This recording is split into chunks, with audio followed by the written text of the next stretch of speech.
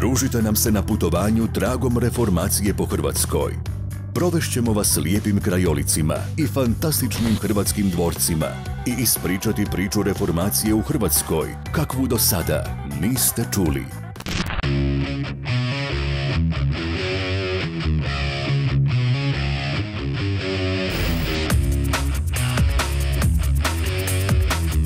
Zavirit ćemo u arhivsko blago protestantskih knjiga, tiskanih prije gotovo 5 stoljeća. Čut ćemo izjave stručnjaka o važnim osobama i događajima koji su obilježili reformaciju u hrvatskim zemljama u 16. i 17. stoljeću.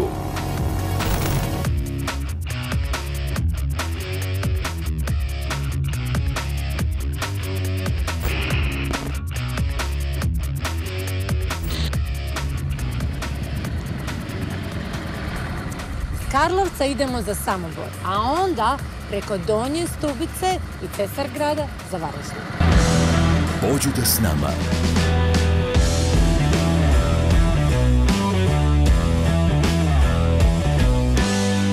Dokumentarni film Reformacija nekad i danas.